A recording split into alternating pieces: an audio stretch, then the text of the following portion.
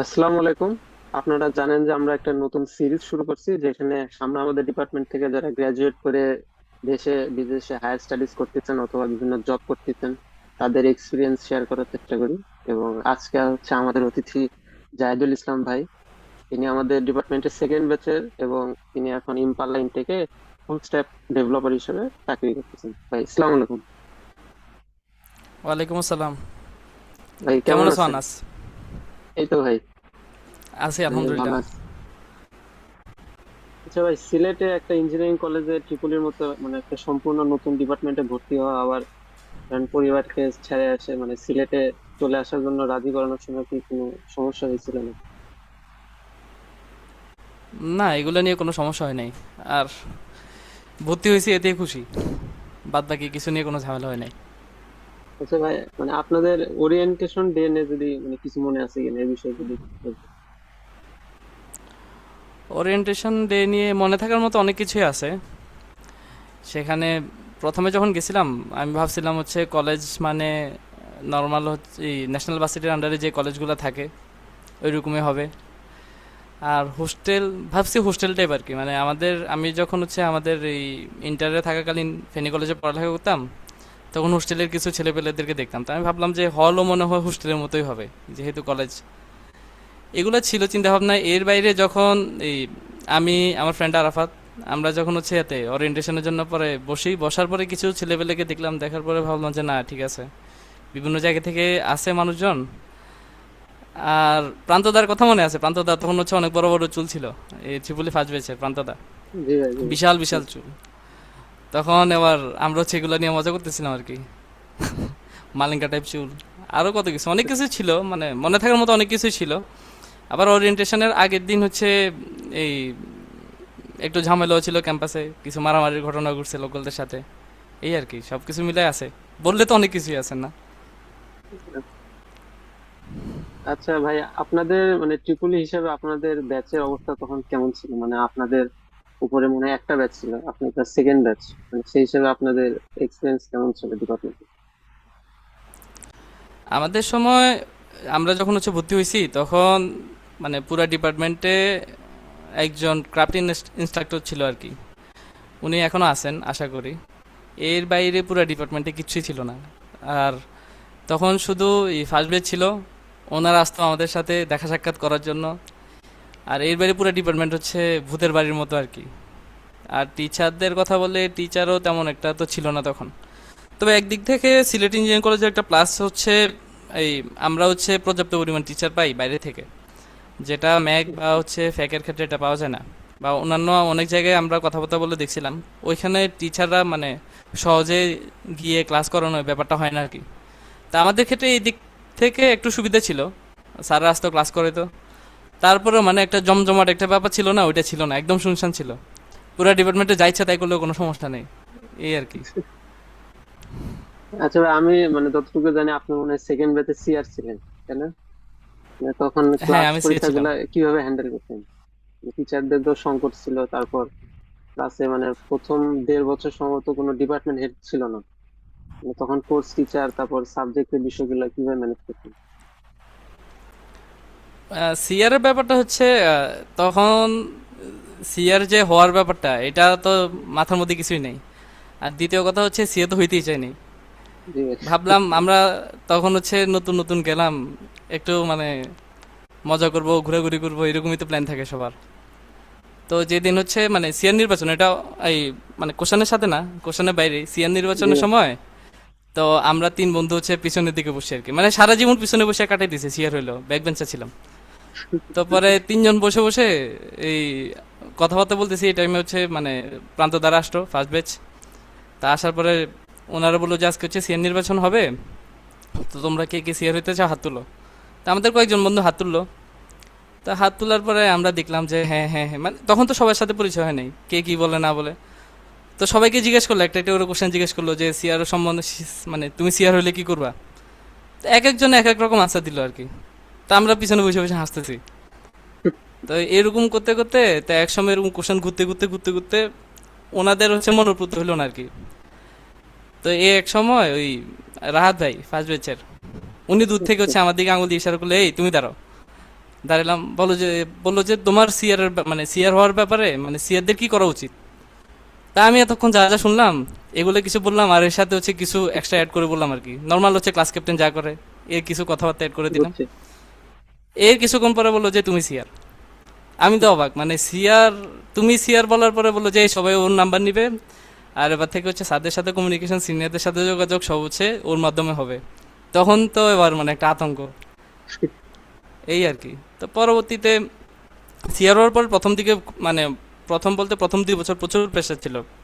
Pressure ছিল বলতে এই ক্লাস ম্যানেজ করা, পাশাপাশি হচ্ছে আমার পাশে ছিল হচ্ছে মেসিয়ার আর কি, মানে আমাদের পুরো ক্যাম্পাসে তখন কোনো মেসিয়ার ছিল না। তো আচ্ছা। একজন মেসিয়ার হওয়ার পরে মানে তার মাধ্যমে সবকিছু মানে ম্যানেজ করাটা হচ্ছিল না আর কি। এগুলো নিয়ে হচ্ছে প্রচুর পরিমাণ হ্যাসেল ছিল। আর মানে ছেলেপেলে ফার্স্ট ইয়ারের দিকে তো হচ্ছে এত বেশি কোঅপারেটিভ থাকে না, কিছু একটা করে দিতে বললে করে দেয় না। তো একা একা দৌড়াদৌড়ি সব কিছু একা একা করা লাগছে। তো শেষের দিকে মানে নিজের প্রতি অনেক বেশি টর্চার হয়ে গেছে আর কি। টর্চার প্রথম 2 বছর অনেক টর্চার হয়, পরবর্তীতে এই আমার ফ্রেন্ড তারেক যখন সিআর হয় মানে সিআর চেঞ্জ করা হয়, তারেক সিআর হওয়ার পর থেকে আমি রিল্যাক্স হয়ে গেছি। পরের 2 বছর মানে সিআর তেমন কিছু করা লাগে না, জাস্ট নাম কাস্তে সিআর ছিলাম। ও আচ্ছা। আচ্ছা ভাই, আপনাদের সময় মনে হয় একটা ফেস্ট হয়েছিল, ফেস্টের কথা কিছু মনে আছে? মানে কিভাবে একটা ন্যাশনাল লেভেলের ফেস্ট নামাইছিলেন, তো মানে গাইডেন্স পাইছিলেন কোথা থেকে, তারপর স্পন্সর খোঁজা, ওভারঅল সবকিছু। ফেস্টের ব্যাপারটা ছিল এই কনসেপ্টটা ছিল এই ইকবাল স্যারের থেকে আর কি, ইকবাল স্যার আর হুম। ফার্স্ট ব্যাচের ভাইদের থেকে। ওনারা খুব করে যাচ্ছিল যে মানে ক্যাম্পাস থেকে কিছু একটা হোক যাতে ক্যাম্পাসের নাম হয়, বিশেষ করে হচ্ছে আমাদের ডিপার্টমেন্টের। তো ওনারা প্ল্যান করেন, প্ল্যান করার পরে তখন হচ্ছে আমাদের সাথে বসেন, আমাদের সেকেন্ড বেসের সাথে বসে। তো বসার পরে আমরা কয়েকজনই, সেকেন্ড বেস বলতে হচ্ছে মানে যারা মোটামুটি কাজ করে অ্যাক্টিভ থাকে আর কি, আমরা কয়েকজন গেলাম, আমাদের সাথে আলোচনা করা হয় কি কি করবে, কার কি রোল হবে, কে কিভাবে কোঅপারেশন করবে এই আর কি। তো পরবর্তীতে সবার কাজ ভাগ করে দেয়া হয়। এই ফার্স্ট বেচের ক্ষেত্রে একটা অ্যাডভান্টেজ ছিল, তখন ওনাদের সবাই হচ্ছে কিছু না কিছু কাজ তখন অলরেডি ভাগ করে নিয়ে নিয়ে নিয়েছিল, আর ওনারা এইসব ব্যাপার খুবই অ্যাক্টিভ ছিল। তো আমাদের সেকেন্ড ব্যাচের দায়িত্ব ছিল এই আমাদের উপরে দায়িত্ব ছিল হচ্ছে ডিজাইনের ব্যাপারটা, মানে যত রকমের ব্যানার, পোস্টার, গ্রাফিতিক্স। গেঞ্জি, হ্যাঁ। হ্যাঁ সবকিছু হচ্ছে আমার উপরে দায়িত্ব ছিল, মানে যাই হোক সবকিছু আমার দায়িত্ব। আমাদের আরেক ফ্রেন্ডের দায়িত্ব ছিল হচ্ছে মানে সব হিসাব নিকাশ, সে হচ্ছে প্রায় এই শান্ত ভাইয়ের সাথে হচ্ছে যোগাযোগ করে সব হিসাব নিকাশের মধ্যে ছিল আর কি। মোটামুটি মানে ব্যাপারটা খুবই মানে ফান একটা এক্সপিরিয়েন্স ছিল। আমরা সবাই মিলে খুবই খাটাখাটি করছি, মানে প্রচুর লেভেলে খাটাখাটনি হয়েছে। আর এক্সপিরিয়েন্স মজার মধ্যে কিছু অভিজ্ঞতা আছে, যেমন আমরা তো হচ্ছে কোনো ইভেন্টে যোগ দেওয়ার কথা ছিল না, ভাবছি তখন হচ্ছে আমাদের থার্ড বেজ যারা তাদের হচ্ছে ইভেন্টগুলোর মধ্যে পার্টিসিপেট করার কথা ছিল। তো পরে হুম। হঠাৎ করে বললো যে এই ইকবাল স্যার বললো আর কি যে সার্কিট সলভিং, তারপর আরেকটা জিনিস ইমপ্লিমেন্টেশন, সার্কিট ইমপ্লিমেন্টেশন, এগুলোর মধ্যে হচ্ছে তোমাদেরকে পার্টিসিপেট করতে হবে। তখন আমাদের ফার্স্ট বেজ আর সেকেন্ড বেজের স্টুডেন্টদেরকে ওইখানে হচ্ছে অ্যাটেন্ড করানোর জন্য জোর করা হয়। পরে ওইখানে পরীক্ষা টরীক্ষা দিয়ে ওইখান থেকে হচ্ছে ফার্স্ট ফার্স্ট নিয়ে নিয়েছি একটার মধ্যে। এই আর কি, এটা হচ্ছে ভালো একটা এক্সপিরিয়েন্স ছিল। এতে ভাই আপনাদের মনে হয় একটা মানে ট্রিপলি যে প্রথম ম্যাগাজিন, যেটা মনে করেন এখনো আছে, সেটা মনে হয় আপনার মানে আপনার আইডিয়া ছিল। মানে আইডিয়াটা কোথা থেকে পাইছিলেন? মানে এটাতে কাজ করতে গিয়ে মানে কোনো প্যারা হয়েছিল নাকি? তারপর ম্যাগাজিনের ম্যাগাজিনের স্পন্সরের জন্য ব্যাপার দৌড়ানো লাগছে নাকি কোথাও, এরকম আর কি? না, স্পন্সর হচ্ছে প্রথম দিকে মানে ত্রিপুলি ফেস্ট যখন হয়েছে তখনই ইকবাল স্যার প্রচন্ড, মানে ইকবাল স্যার আর হচ্ছে শোয়েব স্যার, এই আমাদের এখন বর্তমানে এগ্রিকালচার ইউনিভার্সিটিতে আছে আর কি সিলেট, হ্যাঁ। ওনারা দুইজন আর পাশাপাশি হচ্ছে এই ফার্স্ট বেচের কিছু ভাই, ওনারা প্রচন্ড লেভেলের মানে পরিশ্রম করছে এই স্পন্সরের জন্য। তো তখনই হচ্ছে মোটামুটি স্পন্সর সব মানে রেডি ছিল যে আমাদের স্পন্সরদেরকে সবাই কনভিন্স করা হয়েছে, আর তখনই আমরা বলছি যে পরবর্তীতে ফেস্ট শেষ হলে আমরা হচ্ছে একটা ম্যাগাজিন লঞ্চ করব। তো ফেস্টের অনেক দিন পরে তখন সবাই চিন্তা ভাবনা করলো যে হ্যাঁ এখন হচ্ছে ম্যাগাজিন লঞ্চ করা দরকার। তো যেহেতু ডিপার্টমেন্টে তখন ওয়ান অ্যান্ড অনলি ডিজাইনার হচ্ছে আমি, তা আমাকে দায়িত্ব দেওয়া হয় আর কি। আর ওই সময় মানে ম্যাগাজিনের কাজ নিয়ে আমার কোনো আইডিয়া নেই, ইভেন কাজটা এখনো দেখলে খুবই মিচির মনে হয়, কারণ ব্যানার পোস্টার ডিজাইন এক জিনিস, ম্যাগাজিন ডিজাইন করাটা হচ্ছে মানে আলাদা একটা সেক্টর। তো পরবর্তীতে একটু পড়াশোনা করলাম, পড়াশোনা করে দেখলাম ম্যাগাজিন ডিজাইন করার জন্য ইনডিজাইন নামে একটা সফটওয়্যার আছে, ওটা ইউজ করা হয়। পরে ওটা কাজ শিখলাম, সপ্তাহখানেকের মধ্যে যা কাজ শেখা যায়। পরে এবার মোটামুটি যতটুকু আইডিয়া নিয়ে হচ্ছে ডিজাইন করা যায়, এটার জন্য আবার মানে ঢাকায় যাওয়া লাগছিল। মানে ম্যাগাজিন ডিজাইন করে যখন আমরা ইয়ার কাছে ওই পাবলিশারের কাছে হ্যান্ড ওভার করি, হ্যান্ড ওভার করার পরেও মানে অ্যালাইনমেন্ট, তারপর হচ্ছে ভিতরের ফন্ট সাইজ, আবার এই ইমেজ, এগুলো নিয়ে হচ্ছে বিভিন্ন রকমের সমস্যা হচ্ছিল। তারপরে ইকবাল স্যার হচ্ছে আমাদের ফাইনাল পরীক্ষার এক সপ্তাহ আগে আমাকে আর এই আমাদের তারেক, আমাদের দুইজনকে হচ্ছে ঢাকা পাঠাই দিছে, যে এই তোমরা ঢাকা চলে আসো, আমিও ঢাকায় আছি। পরে জোর তো করে হচ্ছে ঢাকা নিয়ে গেছে, ঢাকা নিয়ে হচ্ছে একদিন 24 ঘন্টার মধ্যে 12 ঘন্টা হচ্ছে প্রেসের মধ্যে কাজ করেছে। মানে ওই দিন প্রেসের মধ্যে বসেই কাজ করছি 12 ঘন্টার মতো। সকাল থেকে তো শুরু করছি 10টা থেকে, রাতের 10টায় শেষ করছি মনে হয়। পরে ওই দিন মোটামুটি কাজ শেষ করে ওই দিন রাতের বেলা আবার হচ্ছে বাস ধরে বাসায় চলে আসছি। পরিশ্রম ছিল, মানে কষ্ট অনেক ছিল, তবে যখন লঞ্চ হয়েছে তখন মানে খুবই ভালো লাগছে যে না কিছু একটা হয়েছে। বুঝছি। তাহলে ভাই মানে ওভারঅল মানে ক্যাম্পাস লাইফটা কেমন ছিল, ক্যাম্পাস তারপর হল লাইফ কেমন ছিল আপনার কি মনে হয়? ক্যাম্পাস লাইফটা, না ক্যাম্পাস লাইফ আমার সিলেট ইঞ্জিনিয়ারিং কলেজে ক্যাম্পাস লাইফ অনেক ভালো ছিল। আলহামদুলিল্লাহ অনেক ভালো গেছে। আর বিশেষ করে হচ্ছে মানে আমাদের আশেপাশে আমাদের বেচের মধ্যে কিছু এই আমাদের ফ্রেন্ড ছিল যারা হচ্ছে খুব ক্রিটিক্যাল থিঙ্কিং করতে পারতো। মানে এরা যে কোনো জিনিস আউট অফ দ্য বক্স চিন্তা করতে পারতো। এদের সাথে থাকার কারণে মানে আমার অনেক কিছু শিখা হয়েছে। মানে এদের কারণে মনে মনে হয় যে মানে আমার ভিতর হচ্ছে নতুন কিছু ক্রিয়েট হয়েছে আর কি। আউট অফ দ্য বক্স চিন্তার ক্ষেত্রে আমার ফ্রেন্ড তুষার এখন উলকাসেমিতে আছে, আরাফাত আছে, আরও এরকম আরও কয়েকজনের নাম নেওয়া যাবে। মানে এরা খুবই জিনিয়াস ছেলে। ইভেন এরা সবসময় হচ্ছে পড়াশোনার বাইরে গিয়ে চিন্তা করতো যে আমি শীটের মধ্যে সীমাবদ্ধ থাকবো না, এরকম চিন্তা করতো না। মানে শীট পরে পাশ করে ফেলবে এরকম চিন্তা করতো না। এই জন্য এরা সবাই শাইন করতেছে মাশাল্লাহ। আর এদের সাথে থাকাটাই মনে হয় যে আমার জন্য হচ্ছে অনেক বছর অনেক বেশি বেনিফিশিয়াল ছিল আর কি। আচ্ছা ভাই, তাহলে ট্রিপলির পাশাপাশি মানে সফটওয়্যার ইঞ্জিনিয়ারিং এর চিন্তাটা আসলো কিভাবে, নাকি হঠাৎ করে মনে হয়েছে যে না ওই সাইডে সুইচ করা থাকে? সফটওয়্যার ইঞ্জিনিয়ারিং ছিল নিয়ে কোনো চিন্তাই ছিল না। আর কাজ করতাম তো হচ্ছে এতেই, ইলেকট্রিক্যালি কাজ করতাম, ইলেকট্রনিক্স নিয়ে আর কি। ইলেকট্রনিক্সে কাজ করতাম তখন হচ্ছে।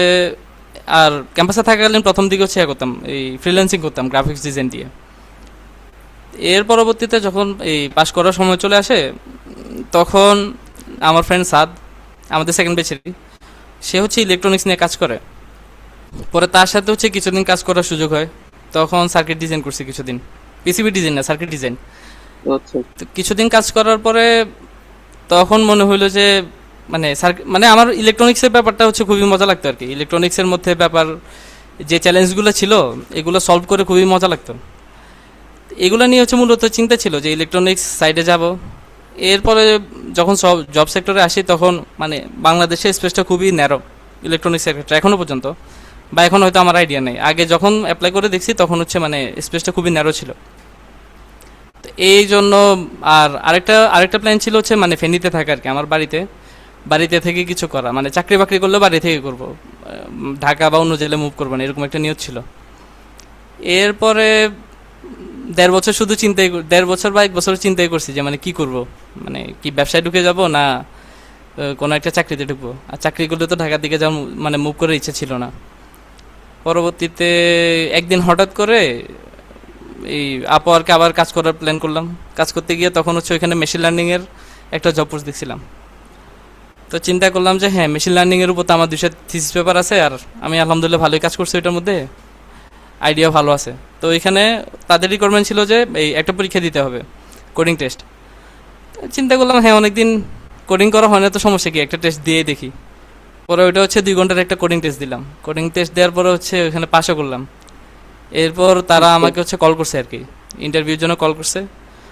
তো কল করার পরে ওইখানে যখন হচ্ছে তাদের এই রোলগুলো দেখলাম, ওদের রোল লিস্ট ছিল, মানে কি কি রোলে ওরা হায়ার করতেছে, কি কি রোলের কি কি কাজ। এখন থিসিস লেভেলে কাজ করা এক জিনিস, আর প্র্যাকটিক্যাল লাইফে কাজ করা আরেক জিনিস, মানে দুইটা সম্পূর্ণ আলাদা। রিসার্চ বেসড আর হচ্ছে প্র্যাকটিক্যাল, দুইটা আলাদা। তো এখন আমি করছি হচ্ছে গবেষণা রিলেটেড কাজ, এর বাইরে গিয়ে তো কিছু করা লাগবে বা কিছু জানা লাগবে। তো তখন সে চিন্তা করলাম যে না, একটু পড়াশোনা করা উচিত। আর এখানে রিমোট মানে বাসায় বসে চাকরি করার একটা সুযোগ আছে, আর যেহেতু এদিকে স্কিল আছে তাহলে কাজে না লাগাবো কেন। পরবর্তীতে প্ল্যান করলাম যে আচ্ছা কোন রোলটা খুব মানে অর্গানাইজ ভাবে শিখা যাবে আর খুব তাড়াতাড়ি। এরপরে কোর্সেরা গিয়ে শুরু করলাম হচ্ছে ফ্রন্ট এন্ডের কোর্স। ফ্রন্ট এন্ডে তখন মনে হয় 9টা কি 10টা কোর্স ছিল। টার্গেট করছি 2 মাসের মধ্যে শেষ করব, 2 মাসের মধ্যে শেষও করি। শেষ করে ওই চাকরিটা হয় নাই, কিন্তু ততদিনে মোটামুটি একটা মানে গোল সেট হয়ে গেছে যে না ঠিক আছে এদিকে মুভ করবো। তো বাদ বাকি এবার অনেক জায়গায় পরীক্ষা দিছি, এই আর কি এভাবে চলতেছে, এখন চাকরি করতেছি। আচ্ছা ভাই, তাহলে কি আপনি মানে কয়টা কোম্পানিতে ইন্টারভিউ দিছিলেন? মানে ইন্টারভিউ এক্সপিরিয়েন্স গুলো কেমন ছিল? উম, ইন্টারভিউ তো অনেক দিছি, ইন্টারভিউর এক্সপিরিয়েন্স, ইন্টারভিউ আসলে ইন্টারভিউ দিলে হচ্ছে মানুষের গ্রোথটা মনে হয় যে অনেক বেশি বাড়ে পড়াশোনার থেকেও। মানে যে কোনো জায়গায় ইন্টারভিউ বা হচ্ছে ইন্টারভিউ দিতে গেলে মানুষজনকে ফেস করা বা যারা ইন্টারভিউ দিতে যাবে তাদের সাথে বসে কিছু কথাবার্তা, এগুলা মানুষজনের মানে অনেক বেশি গ্রোথ বাড়ায় আর কি। কিছু কিছু জায়গায় ইন্টারভিউ দিছিলাম, এই আমেরিকান একটা কোম্পানিতে ইন্টারভিউ দিছি। তো ওইখানে হচ্ছে কি মানে সব কিছু ঠিকঠাক ছিল, প্রথমে হচ্ছে কোডিং টেস্ট দিয়ে টিকছি, টিকার পরে হচ্ছে স্ক্রিনিং টেস্ট মানে প্রাথমিক একটা ইন্টারভিউ নেই আর কি। তো ওইখানে গিয়ে হচ্ছে মানে সে আমাকে স্যালারি জিজ্ঞেস করছিল। তা আমি এমন এক অকওয়ার্ড আনসার দিছি, আমি তখন বুঝে গেছি আমার চাকরি হবে না। এই আর কি, ওইটা একটা অভিজ্ঞতা ছিল। আর একটা অভিজ্ঞতা ছিল এই এক জায়গায় এই ইউকে বেসড একটা কোম্পানিতে ইন্টারভিউ দিছিলাম। ওইখানে হচ্ছে ইউআই ইউএক্স এর জন্য, মানে সফটওয়্যারের না, হ্যাঁ, ইউজার ইন্টারফেস। Design related. হ্যাঁ, পরে ওইখানে যে ইন্টারভিউ নিছিল সে খুব ভালো মানে ডিজাইনার আর কি। তো সে আমাকে কিছু ক্রিটিক্যাল কোশ্চেন করছিল, মানে খুবই চমৎকার কিছু কোশ্চেন করছিল। তো এগুলোর পরে আমার হচ্ছে মানে এখন যে কাজ করতেছি তার উপরেও এখনো এটা ওই কথাগুলোর ইফেক্ট আছে আর কি, মানে সে কিভাবে চিন্তা করে। তো এইগুলোর কারণে অনেক গ্রোথ হয়েছে। তারপরেও এই ইন্টারভিউ দিলেই যে হয় এরকম না, বা প্রথম দিকে সিবি দিলেই যে মানে ইন্টারভিউর জন্য কল করে ব্যাপারটা এমন না। প্রচুর পরিমাণ ড্রপ হয়, প্রচুর পরিমাণ রিজেকশন আসে, এরপর পরীক্ষা দেওয়া লাগে। পরীক্ষা দেওয়ার পরে ইন্টারভিউ প্রথমে একটা নেয়, তারপর আরেকটা নেয়, তারপরে হচ্ছে মানে এক এক জায়গায় এক এক প্রসেস আর কি। কোনো জায়গায় 2টা 3টা প্রসেসও ফেস করা লাগছে। আরেক জায়গায় মনে হয় 3টা প্রসেসে যাওয়ার পরে ড্রপ খাইছি, ওইটাও ইউকে বেস্ট ছিল। প্রথমে হচ্ছে 2 ঘন্টার একটা কোডিং টেস্ট নিছে, এরপরে 8 ঘন্টার একটা ইয়া দিছে, মানে প্র্যাকটিক্যাল জবে থাকলে যেরকম হচ্ছে প্রবলেম সলভ করা লাগে কিছু কাজ দিছিল এই front end related. HTML CSS related নাকি? না না, ওইটা রিয়েক্টে ছিল। আচ্ছা। পরে ওইগুলো করলাম 8 ঘন্টা, মানে বাংলাদেশ সময় সন্ধ্যা 7টা থেকে রাত 3টা পর্যন্ত কাজ করছি। আর তখন হচ্ছে বাংলাদেশে লোডশেডিং এর সমস্যা প্রচুর ছিল, মানে গত বছর 1.5 বছর আগের কথা, 1.5 বছর 2 বছর আগের কথা। মানে খুব কষ্ট করে 8 ঘন্টা পরীক্ষা দিছি। 8 ঘন্টা পরীক্ষা দেওয়ার পরে এই মানে বিদ্যুতের কারণে হচ্ছে আমার 2-3 ঘন্টা সময় নষ্ট হয়েছে, ওইখানে আর টিকি নেই। এই আর কি, মানে বিভিন্ন রকমের এক্সপিরিয়েন্স। তবে শিখছি, ওখানে যে কোশ্চেনগুলো ছিল ওইগুলো মানে আমার চিন্তা অনেক বড় করছে আর কি। মানে এগুলো কি টাইপের প্রশ্ন? মানে এর কি প্রবলেম সলভিং টাইপের নাকি একটা প্রজেক্ট বানাতে দেয় এরকম? না, প্রজেক্ট বানাইতে দিবে না। প্রথমে হচ্ছে যেমন আমি কোন স্ট্যাকে, সাপোজ আমি হচ্ছে রিয়েক্ট ডেভেলপার হিসেবে জয়েন করতে চাচ্ছি, তখন তারা হচ্ছে রিয়েক্টের কিছু বেসিক কাজ যেগুলো হচ্ছে সবগুলো জায়গায় থাকে, ওইরকম কিছু ছোট ছোট কোশ্চেন দিয়ে রাখে। তো ওইগুলো নিয়ে হচ্ছে, আর ওইখানে হচ্ছে সাইডে হচ্ছে আনসার দেওয়ার অপশান থাকে আর কি। আর এই ক্ষেত্রে মানে কোনো আইডি ইউজ করা যাবে না, ইন্টারনেট ইউজ করা যাবে না, ওরা ডিরেক্ট লাইভে রেকর্ড করে। পরবর্তীতে যা হয় এবার পরীক্ষা দেওয়ার পরে এবার ওরা জানায় আর কি যে কি হয়েছে না হয়েছে, এভাবে পরীক্ষা চলে। আর এক এক এক একজন একইভাবে পরীক্ষা নেয়। সব জায়গায় যে মানে এতগুলো প্রসেস থাকে এরকম না। বাংলাদেশে কিছু জায়গায় পরীক্ষা দিছি। বাংলাদেশের ক্ষেত্রে ইন্টারভিউ নিলেও হয়, কিছু সময় হচ্ছে তারা খুব ভালো ভালো প্রজেক্ট দেখলে ইন্টারভিউর জন্য কল করে, পরবর্তীতে ওই প্রজেক্টের সম্বন্ধে জিজ্ঞেস করে আর কোশ্চেনের মাধ্যমে বুঝে নেয় আর কি যে তার ক্যাপাবিলিটি কেমন। মানে এক এক জায়গায় ডিফিকাল্টিস এক এক রকম, সবগুলো যে এইভাবেই হবে ব্যাপারটা এমন না আর কি।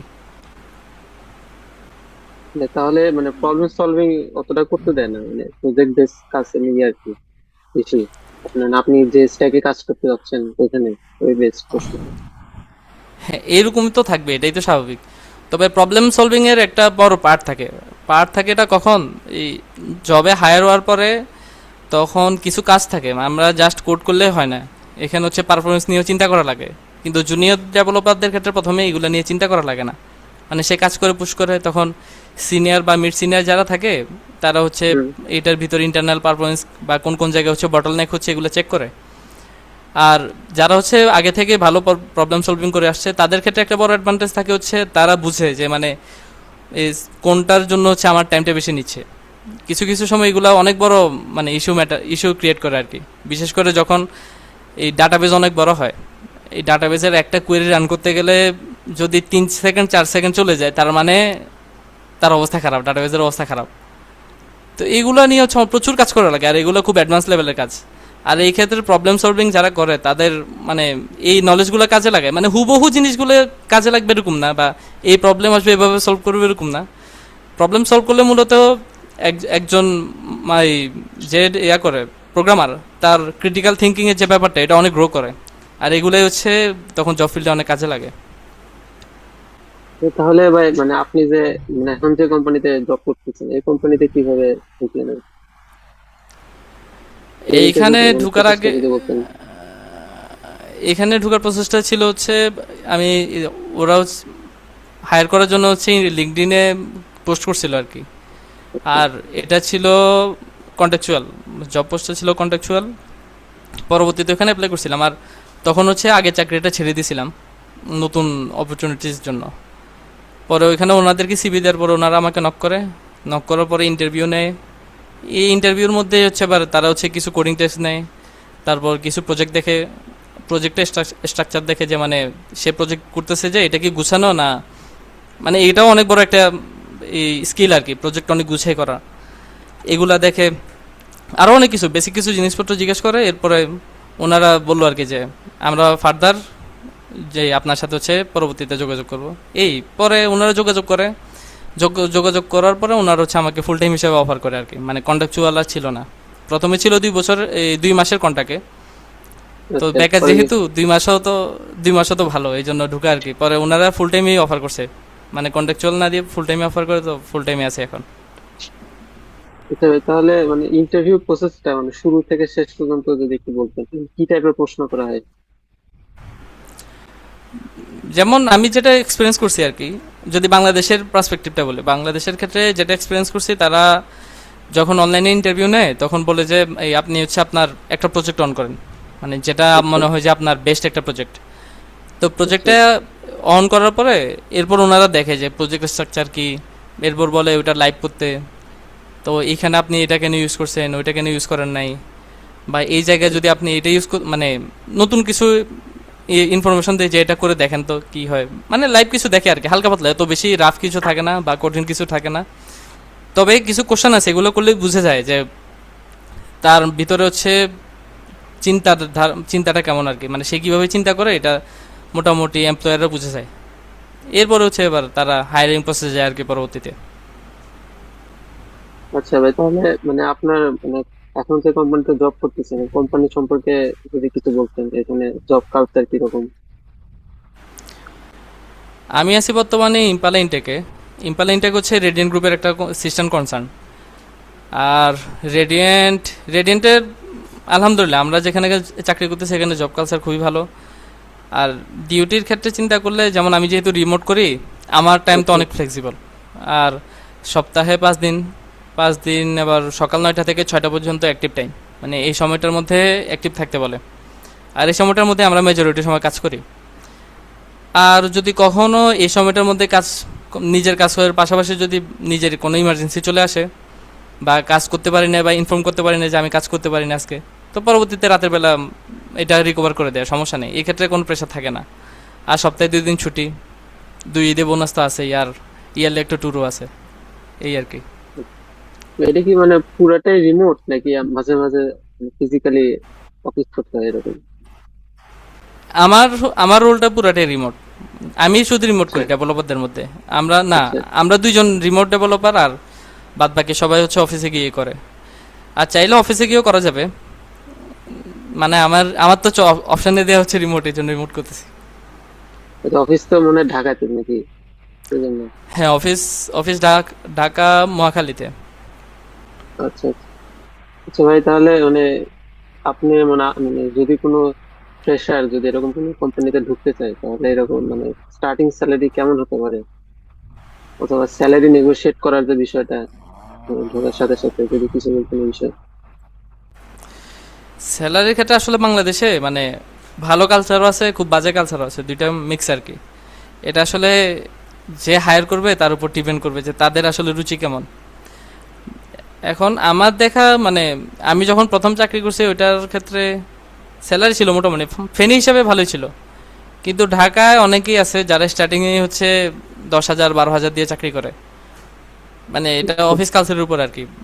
আর নর্মালি যদি একজন ডেভেলপার মানে জুনিয়র লেভেলে হায়ার হয়, এক যদি মানে ক্রাইসিস থাকে, মানে চাকরি সহজে খুঁজে পাচ্ছে না, তখন হচ্ছে 15-তে ঢুকে যাওয়া ভালো, মানে 15,000 হইলে খারাপ হয় না, জাস্ট এক্সপিরিয়েন্সের জন্য। আচ্ছা, কিছুদিন এক্সপিরিয়েন্স হইলে তখন হচ্ছে বিভিন্ন কোম্পানিতে এটা শো করা যায়, এটা মানে অনেক বড় একটা প্লাস থাকে। এর পরবর্তীতে যখন হবে তখন 25 প্লাস হওয়া উচিত। মানে অন্য কোনো জায়গায় যদি তখন হায়ার হয় এক্সপিরিয়েন্সের সাথে, তখন স্যালারি 25 প্লাস হওয়া উচিত আমি মনে করি আর কি। না হলে ঢাকা শহরের মতো জায়গায় সার্ভাইভ করাটা খুবই কঠিন।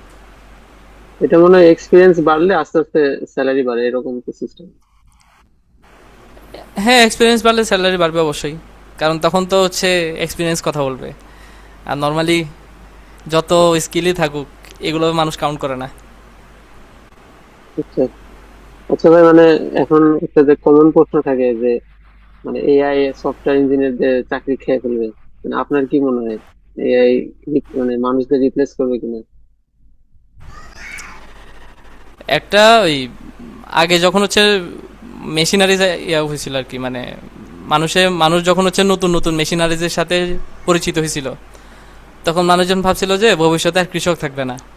তো কৃষক তো এখনো আছে, তাই না? আর হ্যাঁ, আরেকটা মজার ব্যাপার হচ্ছে এই বাংলাদেশে এখনো প্রচুর পরিমাণ মানুষ চা দোকানদার আছে, চা চা বিক্রি করে ইনকাম করে, প্রচুর ইনকাম করে মাসাল্লাহ। হুম। অনেক আছে কম্পিউটার কম্পোজ করে প্রচুর ইনকাম করে। তো এদের চলতেছে, আমাদের চলবে না কেন? চলবে ইনশাল্লাহ। এগুলো নিয়ে চিন্তা করার কিছু নেই। আচ্ছা ভাই, তাহলে মানে এখনকার জব সিচুয়েশনটা কিরকম? মানে মানে একটা কথা শোনা যায় যে চাকরি মানে চাকরির পোস্ট অনেক কম কিন্তু অ্যাপ্লিকেন্ট অনেক বেশি। আবার এটা সফটওয়্যার ইঞ্জিনিয়ারদের ক্ষেত্রে কিরকম?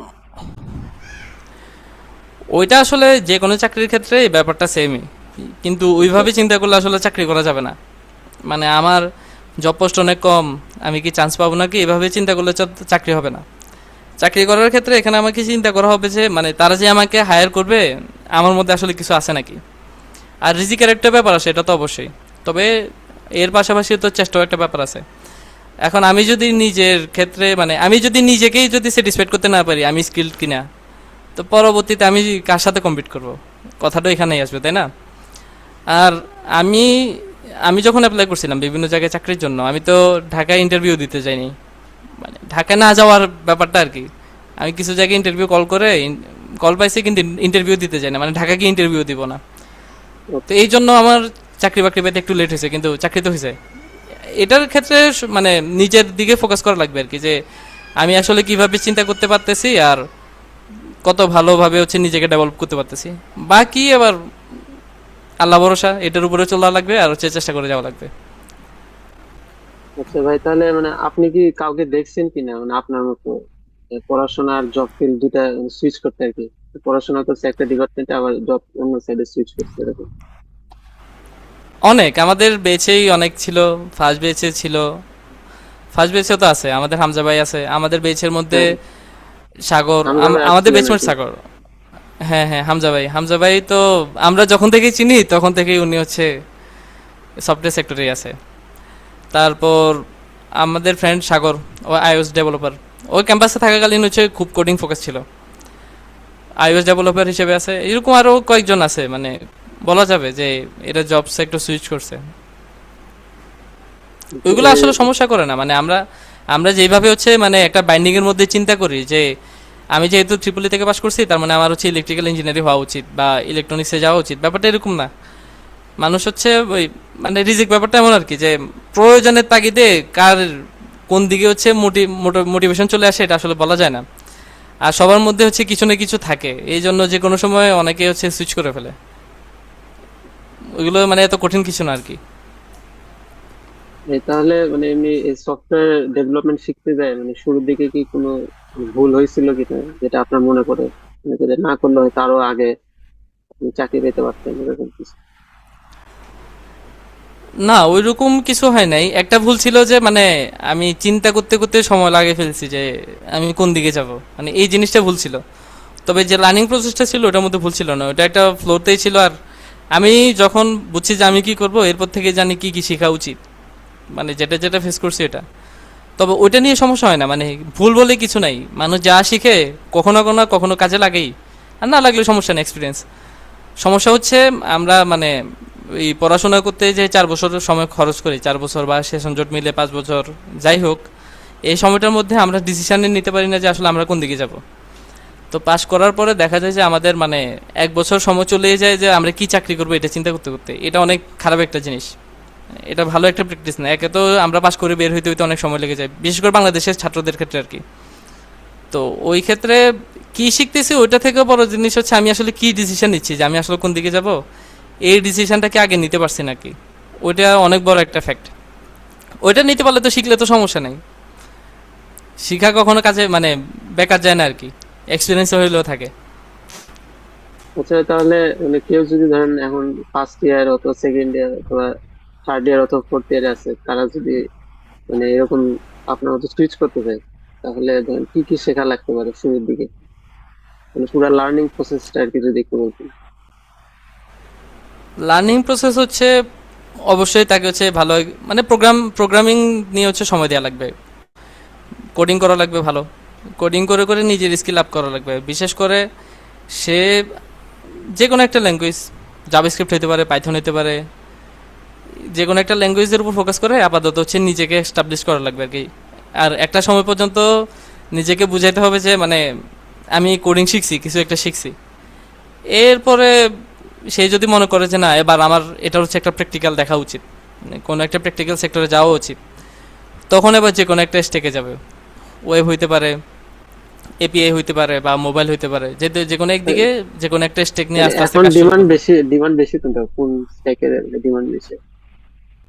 ডিমান্ড তো সব জায়গায় বেশি, বাংলাদেশে না থাকলে বাইরে আছে, সমস্যা কি?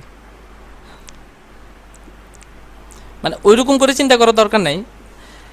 প্রথম কথা হচ্ছে মানে আমি কোন জিনিসটা শিখে মজা পাচ্ছি, এটা হচ্ছে প্রথম কথা। ডিমান্ডের থেকেও সবচেয়ে বেশি কাজে লাগে হচ্ছে মানে এই জিনিসটা আমি নিতে পারতেছি নাকি। এখন নিতে পারতেছি না, ডিমান্ডের পিছনে ছুটলাম, সময়টা নষ্ট হবে, এই হলো কথা। বুঝছি। মানে নিজের ব্যাপারে সব মানে যে কোনো একটা চাকরি করার আগে নিজের ব্যাপারে হচ্ছে খুব ক্লিয়ার থাকা লাগবে যে আমার আসলে পটেনশিয়ালটা কোন জায়গায় আছে, বা আমি আমার শিক্ষা প্রসেসটা কেমন। আর আরেকজন থেকে দেখে দেখে শিখবে এরকম না, মানে সে এইভাবে করে, সে এত ঘন্টা সময় দেয়, এত ঘন্টা কোডিং করে, এইভাবে কাজ হয় না। প্রত্যেকেরই হচ্ছে আলাদা আলাদা কিছু বৈশিষ্ট্য থাকে, শিখার বৈশিষ্ট্য। তো নিজের নিজের কি ক্যাপাবিলিটি আছে ওইগুলো হচ্ছে আগে ফাইন্ড আউট করা লাগে, ওইভাবেই আগানো লাগে, আরেকজনের ফলো করলে হবে না। আচ্ছা ভাই, আরেকজনকে ফলো করতে গেলে পরে হিতে বিপরীত হইতে পারে, সময় নষ্ট হবে, কিছুই হবে না। তাহলে এখন বাংলাদেশে যে মানে সফটওয়্যার কোম্পানি যেগুলো আছে, মানে ছোট বড় যেগুলো, এগুলো কি মানে কোনো বছরের কোনো একটা সময় আছে যে এই সময়টা এরা মানে এরা হায়ার বেশি করে, অথবা এরকম কোনো সিজন আছে নাকি, নাকি এরকম মানে কোম্পানির উপর ডিপেন্ড করে? সিজন নর্মালি তো হচ্ছে এগুলা হায়ারিং প্রসেস হয় তাদের দরকারের উপর আর কি, মানে সিজন কিছু আচ্ছা। থাকে না। এমনি নর্মালি আমার দেখা হচ্ছে মাঝামাঝি সময় আর কি, বছরের মাঝামাঝি সময়, জুন জুলাই এপ্রিল, এই সময়টার মধ্যে জব পোস্ট বেশি হয়। তো তখন হচ্ছে অ্যাপ্লাই করা আর কি। আর অ্যাপ্লাইয়ের ক্ষেত্রে এটা মাথা রাখা যে আমি অ্যাপ্লাই করব ঠিক আছে, এর মধ্যে 99টা রিজেকশন আসবে, এটা নিয়ে হ্যাপি থাকা লাগবে। একটা যদি আমার সিভি দেখে, দেখার পরে যদি কল করে, তাহলে যেমনি হোক ওইটা ইন্টারভিউ দেওয়া লাগবে। আর ইন্টারভিউ মানে এক্সপিরিয়েন্স, ওইটা চাকরির যে চিন্তা, চাকরির ব্যাপারে যে একটা চিন্তা আমাদের ভিউ, ওইটা চেঞ্জ করে ফেলে। আচ্ছা, তো তাহলে মানে এখন মানে আপনার ইয়া এখন কোন মানে কোম্পানিতে, মানে যে কোম্পানিতে জব করতেছেন এখন কি কাজ করতেছেন যদি বলা যাবে কিনা এই বিষয়ে? এখন হচ্ছে আমি আছি এখন ফুল স্ট্যাক ডেভেলপার।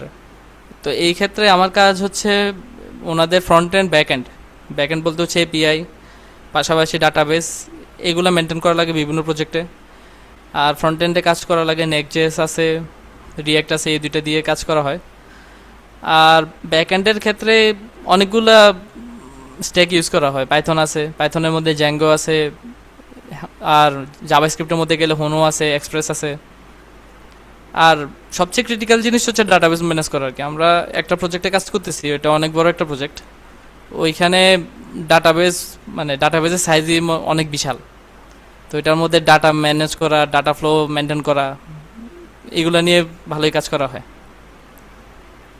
আচ্ছা ভাই, তাহলে মানে বাংলাদেশে মানে বাংলাদেশ অথবা বিদেশে মানে সফটওয়্যার কোম্পানিতে জব করার ক্ষেত্রে মানে ধরেন সফট স্কিল অথবা প্রোগ্রামিং এর পাশাপাশি কি কি ধরেন স্কিল লাগতে পারে, যেগুলো থাকলে আর কি যদি সুবিধা বাইরের হয়? কথা বাইরের কথা বললে প্রথমেই লাগবে হচ্ছে কমিউনিকেশন স্কিল। মানে খুব ফ্লুয়েন্ট ইংলিশে কথা বলা জানা রাখবে। খুব ফ্লুয়েন্টও না, মানে তাদের সাথে কনভারসেশন করা যাবে এরকম ইংলিশ জানলেই হবে। আর নিজের কথাবার্তা বা হচ্ছে যেটা বোঝাতে চাচ্ছে এটা ওই ব্যাপারেও ক্লিয়ার হওয়া লাগবে। কমিউনিকেশন অনেক বড় একটা ফ্যাক্ট বাইরে চাকরি করার জন্য। বিশেষ করে বাইরের যে কোম্পানিগুলো আছে, ইউকে, ইউএস, এই কোম্পানিগুলোতে ল্যাঙ্গুয়েজ অনেক বড় একটা ফ্যাক্ট। দ্বিতীয় হচ্ছে কমিউনিকেশন, মানে অন্যান্য ডেভেলপার, কারণ এখানে তো একটা প্রজেক্ট সবসময় একজন মেনটেন করে না। একটা প্রজেক্টে হয়তো দেখা যায় হচ্ছে মাল্টিপল ডেভেলপার থাকতে পারে, এই ডেভঅপসের লোকজন থাকতে পারে, তারপর প্রজেক্ট ম্যানেজার থাকবে, ক্লায়েন্ট থাকবে। তো সবার সাথে কমিউনিকেশন ব্যাপারটা খুব ভালোভাবে মেনটেন করা লাগে, আর এটা অনেক বড় একটা ইফেক্ট রাখে আর কি নিজের কাজের ক্ষেত্রে। কমিউনিকেশন স্কিল আর হচ্ছে ল্যাঙ্গুয়েজ, যেখানে কাজ করব তার জন্য ইংলিশ মাস্ট। বুঝছি। এই তাহলে এখনকার সময়ে মানে বেশিরভাগ সফটওয়্যার কোম্পানিগুলো কি মানে বেশিরভাগই ঢাকা বেস, আর ঢাকার বাইরে কি অবস্থা মানে কোম্পানিগুলো, মানে ঢাকার বাইরে কি কোম্পানি এরকম আছে নাকি, নাকি সব কোম্পানি ঢাকাতে? মেজরিটি অপরচুনিটি তো ঢাকাতে, এটা শুধু সফটওয়্যার না, যে কোনো সেক্টরেই বাংলাদেশে সবচেয়ে বেশি অপরচুনিটি ঢাকায়, ঢাকা বা ঢাকার আশেপাশে জেলাগুলোতে। আর এরপরে যদি হিসাব করে তাহলে চট্টগ্রাম, সিলেট আছে, রাজশাহীতে কিছু আছে। বাকি আমার এক্সপিরিয়েন্স তো বেশি নাই, এই জন্য বলতে পারতেছি না কোন জায়গায় কেমন। আচ্ছা ভাই, তাহলে থেকে একদিন বেড়াতে আসেন তাহলে। সেকে ইনশাল্লাহ একদিন বেড়াতে তো যাওয়া উচিত। ভাই ক্যাম্পাস মানে ক্যাম্পাস লাইফ মিস করেন না এখন? এখন জবের ক্যাম্পাস কথা লাইফ, হচ্ছে। না ক্যাম্পাস লাইফ অবশ্যই মিস করি। ক্যাম্পাস লাইফে মিস বলতে হচ্ছে নিজের ফ্রেন্ডদেরকে খুব বেশি মিস করি। আর আমাদের হচ্ছে সেকেন্ড ব্যাচের একটা আলাদা একটা বৈশিষ্ট্য ছিল আর কি। বৈশিষ্ট্য ছিল বলতে মানে এরা নিজেদেরকে হচ্ছে সবসময় হাইড করার একটা চিন্তা ভাবনা থাকতো, শো হইতে হবে এরকম কোনো চিন্তা ভাবনা ছিল না। আর আল্লাহরও একটা রহমত ছিল, মেজরিটি ছেলেপেলে হচ্ছে মানে একটা দিনই বুঝছিল, মানে দিলে লাইনে থাকার একটা চিন্তা ভাবনা ছিল। তো এরকমই গান বাজনার মধ্যে ইনভলভ ছিল না। আর সবাই হচ্ছে মোটামুটি ক্যারিয়ার ফোকাস ছিল।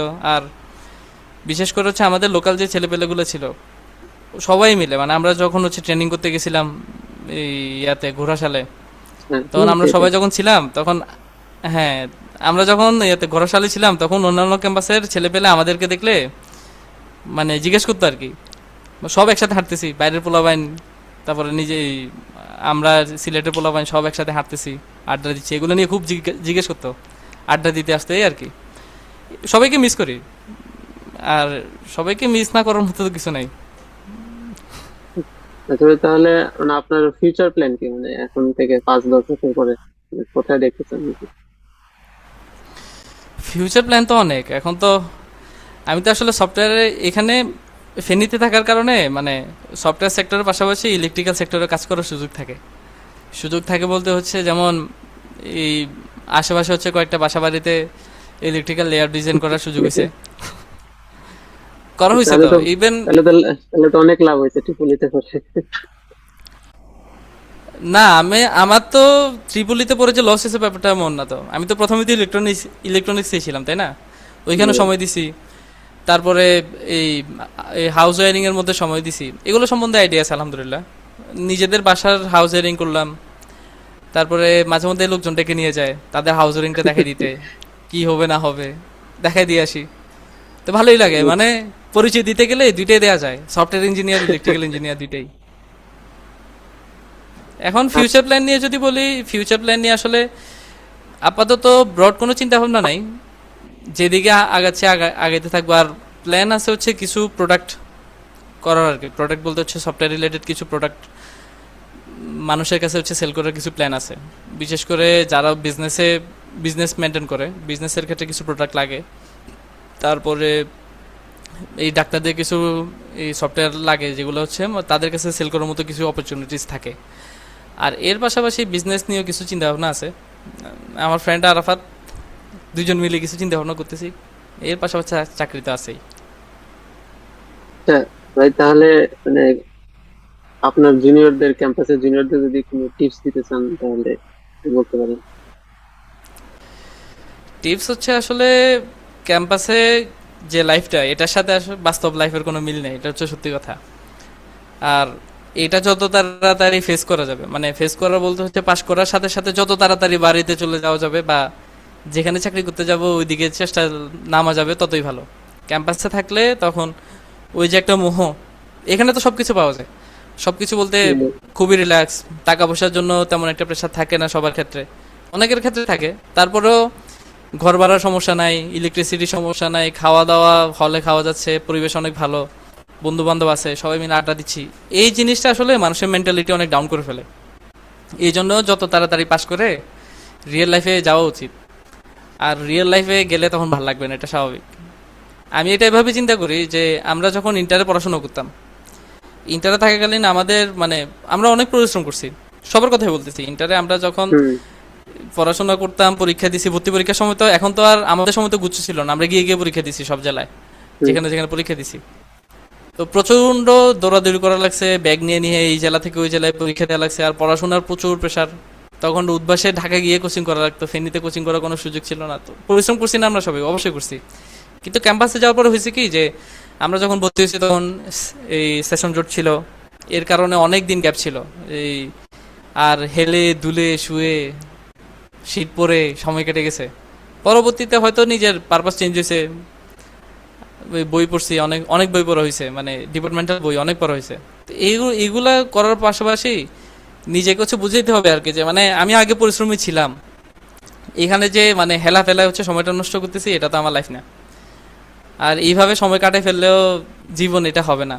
আর পাশ করে বের হওয়ার পরে ছেলেপেলেরা অনেক বেশি এত ভুগে আর কি, মানে আত্মতুষ্টিতে ভুগে যে আগের লাইফটাই তো ভালো ছিল, কেন পাশ করে বের হইলাম। অথচ তার সেই ইন্টার পর্যন্ত এরকম চিন্তাও করতো না যে আগের লাইফটা ভালো ছিল, কারণ সে তো সবার সাথে মিশে থাকতো, তাই না? তো এই 4 বছরের মোহটা থেকে বের হওয়া লাগবে, আর এটাকে হচ্ছে বাস্তব ধরে নেওয়া যাবে না। ঠিক আছে, এটা লাইফের একটা অংশ, তবে এটার পিছনে সব সময় ব্যয় করে ফেলা যাবে না, ব্যয় করলেই সমস্যা। নিজেকে হচ্ছে আলাদা রাখতে হবে আর কি।